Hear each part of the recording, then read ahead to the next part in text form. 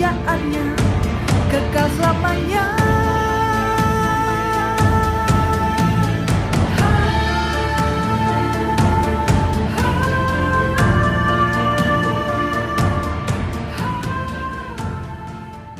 Shalom, saudaraku yang dikasihi Tuhan Yesus Kristus. Kita bertemu lagi di dalam kasih Tuhan pada tanggal 8 Agustus 2023 dari kantor pusat RMC. Saya akan menyampaikan satu pesan pembukaan rahasia firman kepada saudara yang saya beri tema Tanda Nabi Yunus.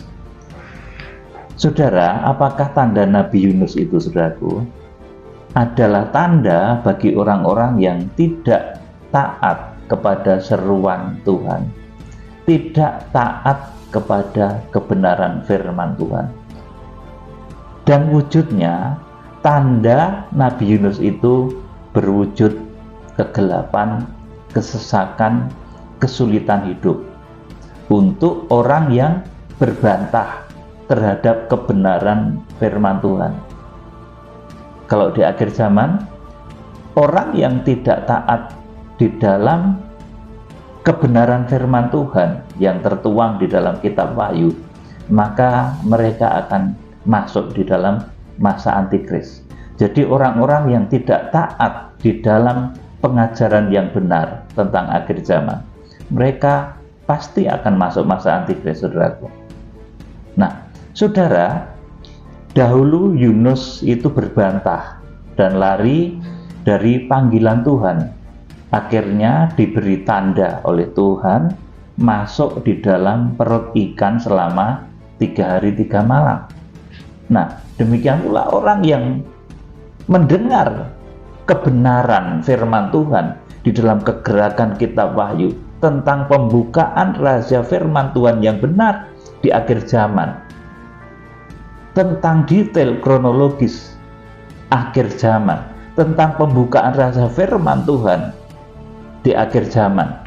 Orang yang berbantah dari kebenaran firman Tuhan itu nanti mereka akan masuk ke dalam masa yang gelap selama 3,5 tahun yang disebut sebagai masa antikris. Seperti halnya Yunus itu berbantah, lari dari panggilan kudus. Saudaraku, orang yang lari dari panggilan kegerakan kitab Wahyu, saudaraku, berbantah. Oh, Tuhan ini tidak benar, misalkan seperti itu, saudaraku. Oh, Tuhan itu kok begini-begini, aku lari saja dari panggilan ini karena ini berat. Saudaraku, untuk bernubuat, Yunus itu untuk bernubuat, untuk mempertobatkan Niniwe itu sesuatu yang berat, saudaraku. Saya menyampaikan kegerakan kitab Wahyu, pengajaran yang mengarahkan jemaat-jemaat Tuhan di akhir zaman kepada arah yang benar di dalam kekristenan. Ini satu pekerjaan berat. Kalau menurut keinginan daging saya, nggak mau, saudaraku. Lebih baik saya sampaikan yang enak-enak, saudaraku, tentang berkat-berkat, tentang kesembuhan-kesembuhan. Tetapi oleh Tuhan, saya itu disuruh untuk menyampaikan hal-hal yang berat, yang berkaitan dengan eskatologi, dengan akhir zaman, dengan penyingkapan rahasia besar di akhir zaman. Ini berat, saudaraku. Tetapi saya tidak akan lari seperti halnya Yunus ini, saudaraku, sebab nanti kalau hamba Tuhan pun lari, mereka nanti akan masuk juga masa antikris, bahkan nanti bisa kemudian dijadikan menjadi 2 saksi surga. Itu hamba Tuhan yang tertinggal. Saudara yang dikasihi Tuhan Yesus, ada satu riwayat orang Farisi dan orang Saduki itu meminta tanda, dan mereka itu bersoal jawab kepada Tuhan Yesus. Mereka itu pura-puranya bertanya, tetapi sebetulnya mereka mencobai, saudaraku. Nah, saudara, ketika saudara bertanya tentang firman, itu jangan sekali-kali saudara ingin mencobai. Seberapa sih kepandaian pendeta ini? Seberapa sih kepintaran hamba Tuhan ini? Saudara jangan punya pikiran mencobai. Karena orang Farisi dan Saduki itu mereka bersoal jawab kepada Tuhan Yesus itu, tetapi hatinya ingin mencobai. Nah, saudaraku, kepada orang yang sedemikian itu Tuhan katakan akan diberikan tanda Nabi Yunus. Orang-orang yang ngeyel, saudaraku. Jadi orang Farisi dan Saduki itu meminta tanda, tetapi hatinya itu bermaksud mencobai, bertanya tetapi mencobai. Nah, kepada orang yang demikian, maka Tuhan memberikan tanda Nabi Yunus. Saudaraku, kemudian ini, saudaraku, di akhir zaman, ini menunjuk kepada orang-orang yang tidak peka dengan tanda zaman yang diberi oleh Tuhan. Melalui rupa langit dan tanda zaman, mereka tidak peka. Saudaraku, dikasih tahu tentang munculnya bintang, munculnya hamba Tuhan yang dipakai oleh Tuhan secara dahsyat yang disebut ketujuh bintang. Mereka nggak tahu. Saudaraku, mereka pinter Alkitab seperti Farisi, seperti Saduki, tetapi ketika diberitahu munculnya 7 bintang, mereka nggak mau tahu, saudaraku. Seperti orang Farisi itu, rupa langit, mereka tuh ngerti, tetapi tanda zaman tidak. Saudaraku, mungkin orang belajar ilmu astronomi, saudaraku, ilmu perbintangan, ya, saudaraku, mungkin mereka belajar hal itu, tetapi mengenai tanda zaman, apa yang dimaksud bintang, apa yang dimaksud rembulan, apa yang disebut matahari, itu sebetulnya bahasa zaman yang dahulu tidak dipahami oleh orang Farisi maupun orang Saduki. Nah, kemudian di akhir zaman, orang-orang yang tidak peka dengan tanda yang diberi Tuhan melalui rupa langit dan tanda zaman. Rupa langit dan tanda zaman yang saya maksud apa? Itu munculnya bintang, munculnya hamba-hamba Tuhan yang disebut sebagai 7 bintang yang digenggam di tangan kanan Imam Besar Agung, Wahyu pasal 1 ayat yang ke-16. Kemudian munculnya rembulan merah Dayak darah, saudaraku, Wahyu pasal yang ke-6 ayat yang ke-12, tanda rembulan. Kemudian munculnya malaikat sang surya, itu Wahyu pasal yang ke-7 ayat 1 sampai ke-4, juga Wahyu pasal 10 ayat 1 sampai ke-4. Nah, orang-orang yang berjiwa dan berpikiran seperti orang-orang Farisi dan orang-orang Saduki itu tidak akan pernah mau ngerti dengan pemberitaan yang terkait dengan akhir zaman, tentang benda-benda langit, tentang rupa langit, tetapi itu kaitannya dengan tanda zaman, bahwa itu ternyata mengandung satu rahasia, itu mengandung satu sandi. Saudaraku, rupa langit kamu tahu, tetapi tanda zaman kamu tidak. Kepada orang yang sedemikian, maka yang akan diberikan adalah tanda Nabi Yunus. Saudaraku, maka saudara harus paham tanda bintang, tanda rembulan, dan tanda matahari. Saudara kalau diberitahu mengenai munculnya 7 tokoh, jangan mencibir. Nanti ketika nanti 7 tokoh itu muncul betulan, saudaraku, sudah akan tergilas masuk ke dalam masa antikris. Kalau tidak mau masuk, saudaraku, di dalam pemberitaan yang benar tentang akhir zaman itu, sudah diberitahu tentang munculnya malaikat yang berwajah matahari, malaikat sang surya, malaikat si unggas senasar, malaikat burung Garuda yang ternubuat di dalam Yesaya 46 ayat 9 sampai 11 itu, bahwa di akhir zaman Tuhan akan melakukan keputusannya memanggil seorang laki-laki dari timur.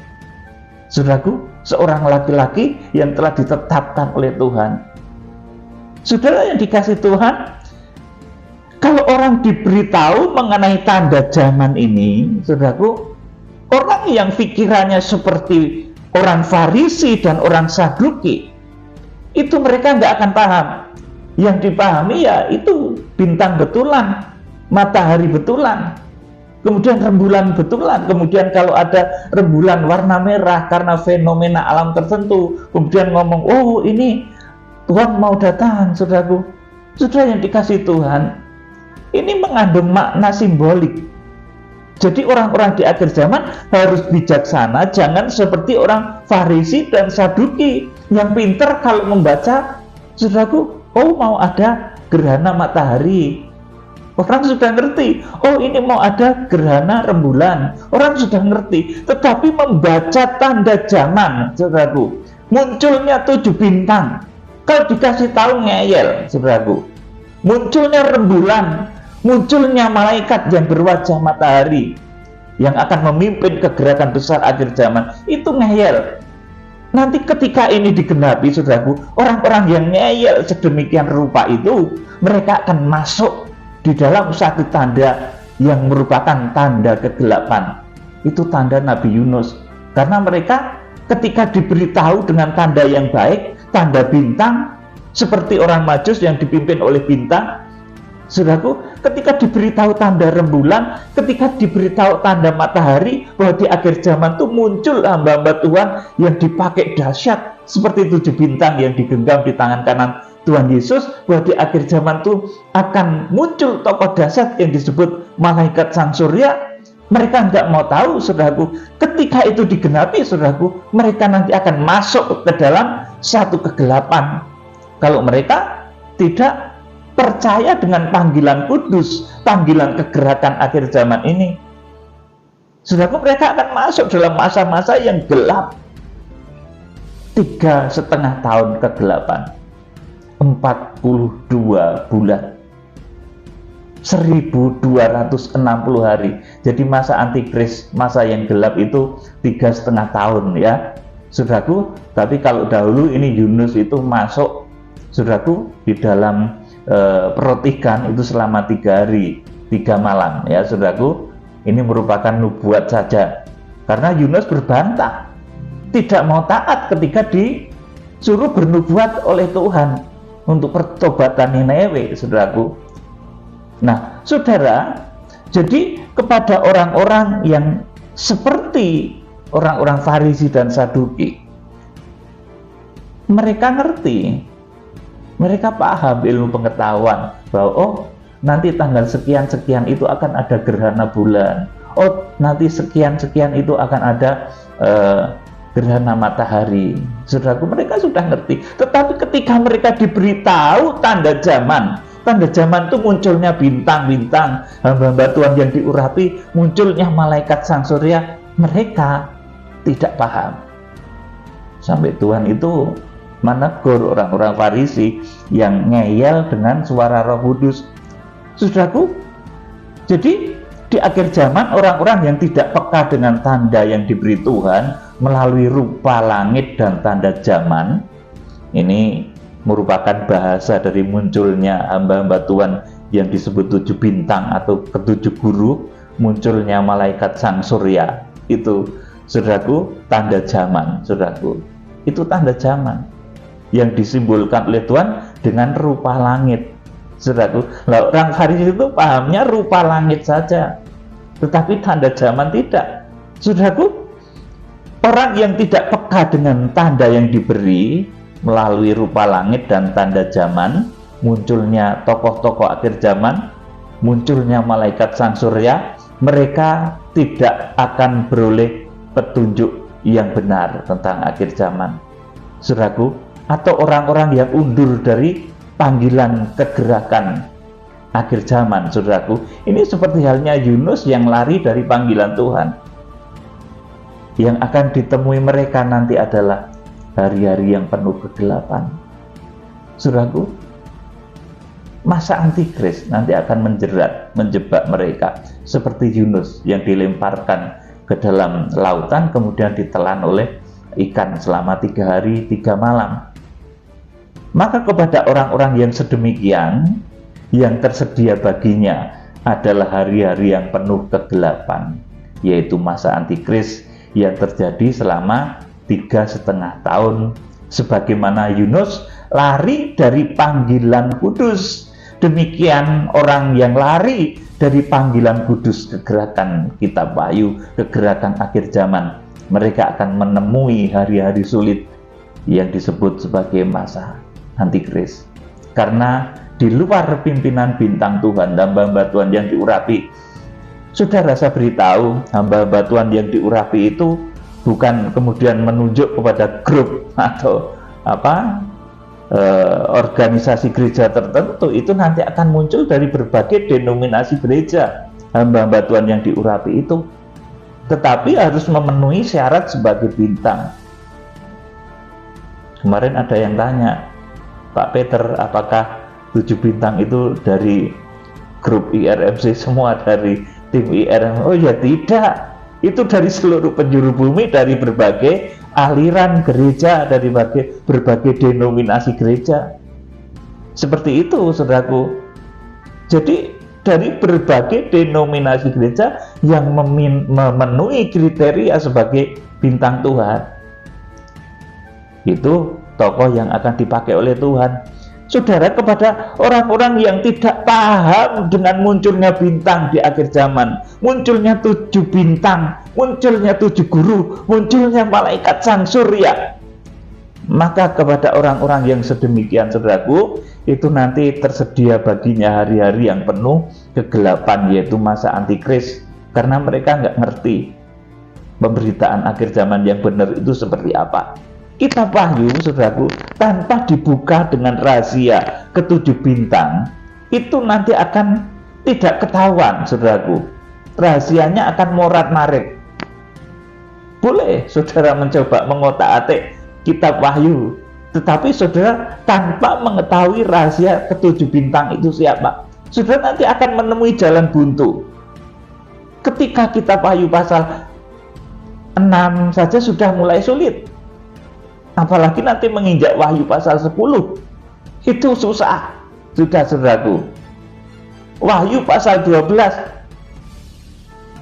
itu semakin sulit, saudaraku yang dikasih Tuhan, karena memang pemberitaan kitab Wahyu, kegerakan kitab Wahyu itu diberikan oleh Tuhan melalui satu jalur komando yang jelas, seperti pewahyuan ketika zaman Musa. Saya terangkan bolak-balik, di akhir zaman itu pewahyuan juga seperti itu, seperti ketika pewahyuan tentang bahtera Nuh membuat bahtera, itu kepada Nuh, enggak kepada semua mungkin nabi-nabi lain waktu itu, saudaraku. Tidak ada yang disuruh orang lain.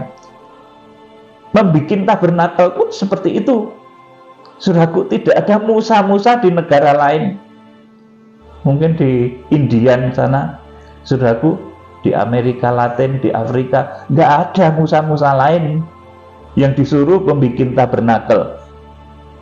Karena, saudaraku, oleh karena itu, saudaraku, di akhir zaman untuk hal yang penting itu juga Tuhan hanya melakukan satu pewahyuan melalui jalur yang jelas, saudaraku. Jadi kepada orang-orang yang sedemikian, yang tidak paham dengan rahasia zaman, maka baginya tersedia hari-hari yang penuh kegelapan, yaitu masa antikris yang terjadi selama 3,5 tahun, sebagaimana Yunus dahulu lari dari panggilan. Demikian orang yang lari dari panggilan kudus ke gerakan kitab Wahyu, ke gerakan akhir zaman, akan menemui hari-hari sulit yang disebut masa antikristus. Saudara, tanda itu ada 2 ya, saudaraku. Yang pertama itu tanda yang baik. Tanda yang baik itu rupa langit yang berkaitan dengan tanda zaman. Itu tanda bintang, munculnya hamba-hamba Tuhan yang diurapi, ternubuat dalam Daniel pasal 12 ayat 3, ternubuat di dalam Matius pasal 2 ayat 1 dan 2, ketika orang Majus itu menemukan bayi Yesus itu dipimpin oleh bintang Tuhan. Kemudian di akhir zaman itu menunjuk munculnya hamba-hamba Tuhan yang disebut ke-7 bintang, 7 malaikat sidang atau ke-7 guru. Tanda yang baik kedua itu tanda rembulan, di mana Tuhan di akhir zaman akan mencurahkan rohnya dahsyat luar biasa. Kitab Nabi Yoel pasal 2 itu saudaraku. Kemudian kitab Wahyu pasal 6 ayat 12 ya saudaraku. Kemudian tanda matahari, ini yang harus dipahami, bahwa tanda zaman kamu harus paham. Itu saudaraku. Tanda matahari itu Wahyu pasal 10 ayat 1 sampai 4. Munculnya seorang tokoh yang akan memberitakan harpaso atau pengangkatan atau rapture, saudaraku. Kemudian tanda yang terakhir itu tanda matahari, bulan, dan bintang. Itu Wahyu pasal 12 ayat 1 dan 2. Bahkan bisa dibaca sampai ayat yang terakhir, ayat yang ke-17. Itu tanda matahari, bulan, dan bintang. Saudaraku, setelah tanda di Wahyu pasal 12 itu yang merupakan tanda baik, yang dikatakan Tuhan Yesus itu merupakan rupa langit dan tanda zaman. Nah, apabila hal itu tidak dipahami, munculnya 7 bintang nggak paham, munculnya malaikat sang surya nggak paham, saudaraku. Apabila hal itu tidak dipahami, maka yang akan diberikan oleh Tuhan selanjutnya tinggal tanda ajaib Nabi Yunus. Yang kegenapannya ini menunjuk kepada datangnya 7 cawan murka Allah di zaman Antikris. Ini tertulis dalam Wahyu pasal 15 ayat yang ke-1. Saudaraku, sekarang ayo kita akan membaca dulu Injil Matius. Injil Matius pasal 16. Injil Matius pasal 16 ayat 1 sampai 4. Ini orang-orang yang disebut Farisi dan Saduki. Sekarang gitu orang-orang yang suka berbantah terhadap kebenaran. Ya, dibaca Matius 16 ayat 1 sampai 4, Pak Tito.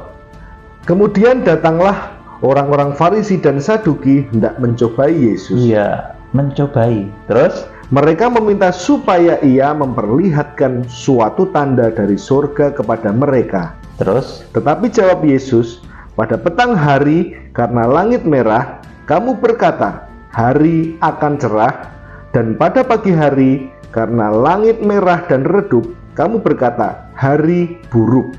Terus? Rupa langit kamu tahu membedakannya, tetapi tanda-tanda zaman tidak. amin. Saudaraku, jadi orang Farisi itu ngerti kalau masalah mungkin tanggal berapa akan terjadi gerhana rembulan, itu tahu. Sudah ngerti seperti itu. Rembulan karena ada fenomena tertentu akan menjadi merah darah. Mereka tahu, saudaraku. Tetapi mengenai munculnya bintang Tuhan di akhir zaman, mengenai munculnya malaikat sang surya, mengenai tanda zaman, mengenai tanda-tanda zaman. Saudaraku, tanda zaman itu apa tahu saudaraku? Tanda yang diberikan oleh Tuhan dalam kitab Wahyu,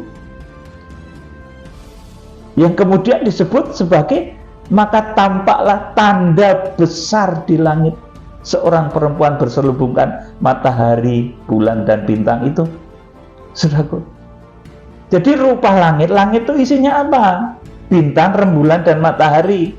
Nah, saudaraku, orang Farisi menangkapnya secara lahiriah saja. Mau ada gerhana, orang Farisi tahu itu, saudaraku. Mau ada fenomena rembulan merah darah, orang Farisi ngerti. Mau ada, saudaraku, gerhana matahari, orang Farisi juga ngerti. Tetapi tanda zaman, munculnya bintang-bintang Tuhan, munculnya malaikat sang surya, mereka tidak paham. Sampai Tuhan katakan, rupa langit kamu tahu membedakannya, tetapi tanda-tanda zaman tidak. Tanda zaman itu apa? Maka tampaklah tanda besar di langit, seorang perempuan berselubungkan matahari, bulan, dan bintang. Wahyu pasal 12 itu.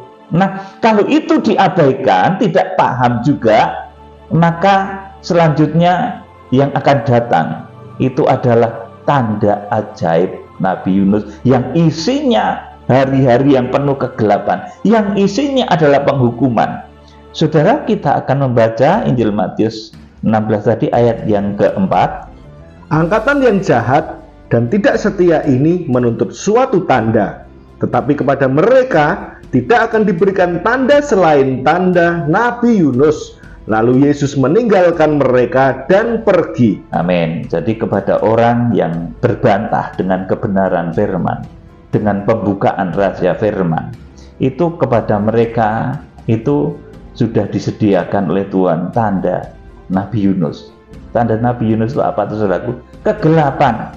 Kalau saudara itu berbantah terhadap kebenaran, saudaraku, yang akan segera saudara hadapi itu nanti adalah kegelapan, berbagai macam kesulitan hidup, masa yang sukar, masa yang sengsara. Saudara, nasib orang-orang yang lari dari pengajaran yang benar itu akan seperti Yunus yang masuk di dalam perut ikan, artinya proses, artinya kegelapan.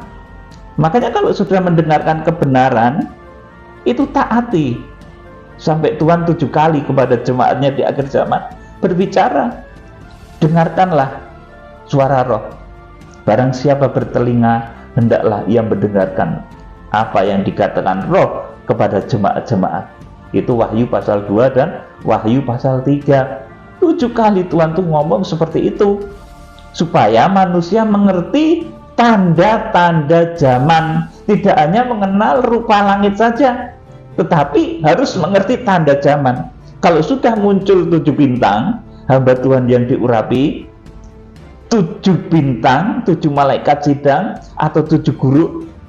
Kalau sudah ada tokoh malaikat sang surya itu, saudaraku, tokoh dari timur, yang akan memiliki tugas inti menggendong Israel, mempertobatkan Israel sesuai dengan amanat Roma pasal yang ke-11 ayat yang ke-25.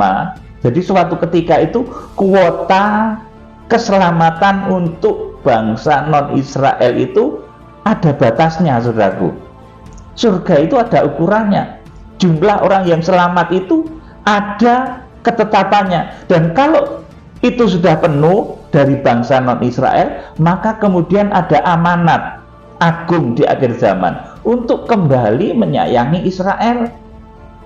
Oleh kemurahan yang kamu peroleh, hendaknya kita menjangkau bangsa Israel dalam satu kegerakan besar, kuat, dan kudus yang namanya kegerakan kuda putih.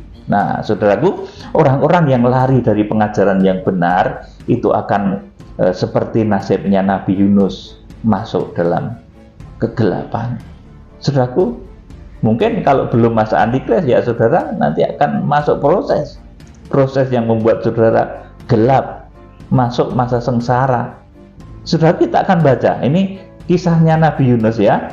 Ini Yunus pasal 1 ayat 1 sampai 17. Ini agak panjang, ya Pak Tito bacakan. Yunus pasal 1 ayat 1 sampai 17. Ini dimana Yunus itu lari dari panggilan Tuhan, dari kebenaran Tuhan. Dibacakan Pak Tito. Yunus mengingkari panggilan Tuhan. Ayat yang pertama.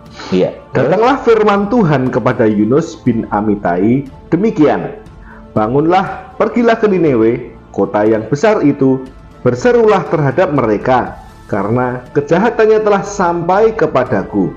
Terus? Tetapi Yunus bersiap untuk melarikan diri ke Tarsis, jauh dari hadapan Tuhan. Ia pergi ke Yafo dan mendapat di sana sebuah kapal yang akan berangkat ke Tarsis. Ia membayar biaya perjalanannya, lalu naik kapal itu untuk berlayar bersama-sama dengan mereka ke Tarsis, jauh dari hadapan Tuhan. Iya, itu. Tetapi Tuhan menurunkan angin ribut ke laut, lalu terjadilah badai besar sehingga kapal itu hampir-hampir terpukul hancur. Sampai sini dulu. Jadi saya terangkan, Yunus itu mengingkari panggilan Tuhan karena diutus untuk menyampaikan satu nubuat yang tidak baik terhadap Niniwe, ya. Dan Yunus itu, saudaraku, nggak mau, karena itu hal yang berat. Untuk menubuatkan sesuatu yang tidak baik itu sesuatu yang berat. Saudaraku, Yunus nggak mau, saudaraku, lari. Saudaraku, untuk menyampaikan kabar mengenai kegerakan kitab Wahyu ini juga sesuatu yang berat. Saudaraku, tetapi ini tidak boleh diingkari. Kalau saya mengingkari malah berbahaya bagi saya, saudaraku. Jadi saya harus sampaikan tentang kegerakan akhir zaman ini, saudaraku. Tentang kegerakan kitab Wahyu, tentang kebenaran detail kronologis dari apa-apa yang akan terjadi di akhir zaman harus saya sampaikan.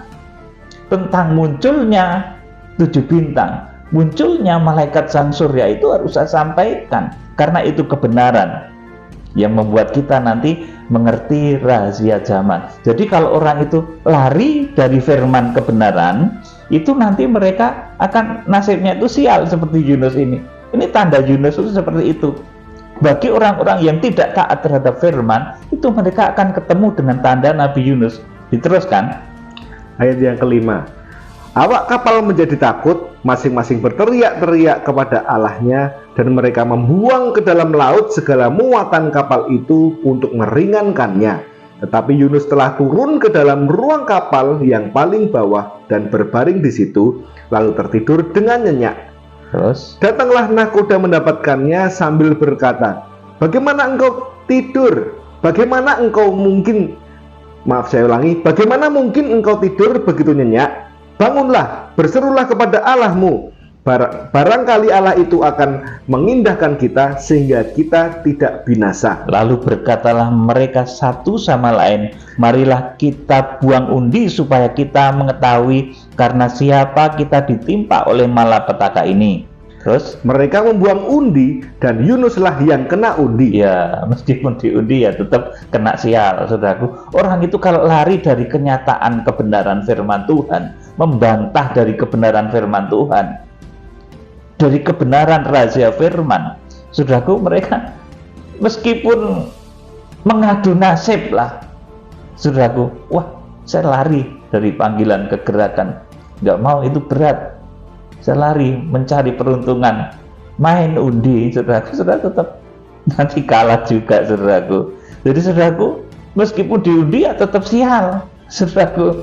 Itu orang yang lari dari panggilan Tuhan itu seperti itu. Terus berkatalah mereka kepadanya, beritahukan kepada kami karena siapa kita ditimpa oleh malapetaka ini, apa pekerjaanmu dan dari mana engkau datang, apa negerimu dan dari bangsa manakah engkau? Sahutnya kepada mereka, aku seorang Ibrani, aku takut akan Tuhan, Allah yang mempunyai langit, yang telah menjadikan lautan dan daratan. Terus orang-orang itu menjadi sangat takut, lalu berkata kepadanya, apa yang telah kau perbuat? Sebab orang-orang itu mengetahui bahwa ia melarikan diri jauh dari hadapan Tuhan. Hal itu telah diberitahukannya kepada mereka. amin, saudaraku. Jadi orang yang lari dari panggilan kudus, dari panggilan kegerakan, saudaraku, amanat agung akhir zaman Tuhan Yesus, kegerakan kuda putih, kegerakan kitab Wahyu, menjangkau bangsa Israel, itu amanat agung. Kalau orang sengaja lari, sudah ngerti tapi lari, saudaraku, bisa dilihat ya, saudaraku, nanti akan ketemu sial kemana-mana itu, saudaraku. Tetapi kalau taat luar biasa akan dipakai dengan dahsyat dan luar biasa. Terus bertanyalah mereka, akan kami apakan engkau supaya laut menjadi reda dan tidak menyerang kami lagi, sebab laut semakin bergelora. amin, saya terangkan lagi. Jadi satu orang yang ingkar, yang lari dari panggilan kudus, itu bisa membuat komunitas di sekelilingnya itu ikut kena sial, saudaraku. Dibaca terus ayat yang ke-12. Sahutnya kepada mereka, angkatlah aku, campakkanlah aku ke dalam laut, maka laut akan menjadi reda dan tidak menyerang kamu lagi, sebab aku tahu bahwa karena akulah badai besar ini menyerang kamu. Terus Lalu berdayunglah orang-orang itu dengan sekuat tenaga untuk membawa kapal itu kembali ke darat, tetapi mereka tidak sanggup sebab laut semakin bergelora menyerang mereka. Terus Lalu berserulah mereka kepada Tuhan, katanya, ya Tuhan, janganlah kiranya engkau biarkan kami binasa karena nyawa orang ini, dan janganlah engkau tanggungkan kepada kami darah orang yang tidak bersalah, sebab engkau Tuhan telah berbuat seperti yang kau kehendaki. 15. Kemudian mereka mengangkat Yunus, lalu mencampakkannya ke dalam laut, dan laut berhenti mengamuk. Orang-orang itu menjadi sangat takut kepada Tuhan, lalu mempersembahkan korban sembelihan bagi Tuhan, serta mengikrarkan nazar. Terus? Maka atas penentuan Tuhan, datanglah seekor ikan besar yang menelan Yunus, dan Yunus tinggal di dalam perut ikan itu 3 hari 3 malam lamanya. Ya, amin. Jadi kalau orang lari dari pemberitaan, dari kebenaran firman Tuhan, dari panggilan kudus, dari panggilan kegerakan, saudaraku, kegerakan di akhir zaman, saudaraku, ini akan membawa saudara kepada kesempurnaan. Saudaraku, kalau orang lari dari panggilan itu, ya satu-satunya opsi adalah tertinggal, masuk masa antikris. Satu-satunya opsi supaya saudaraku menggenapi apa yang tertulis dalam Alkitab ini, kalau orang itu lari dari panggilan kudus, ya seperti Yunus, mereka akan masuk di dalam kegelapan, di perut ikan 3 hari 3 malam lamanya. Yunus di perut ikan, ya saudaraku. Belum pernah ada orang lain yang seperti itu, saudaraku.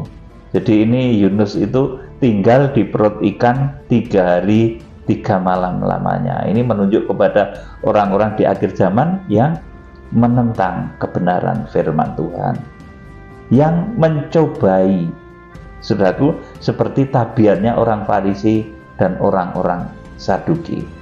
Kiranya Tuhan memberkati saudara dengan roh hikmat dan wahyu, saudara diberi ketaatan terhadap suara Roh Kudus, sehingga saudara diberkati oleh Tuhan seperti Yusuf, dipakai oleh Tuhan di dalam kegerakan akhir zaman yang dahsyat dan luar biasa. Tuhan Yesus Kristus memberkati. Haleluya. Amin.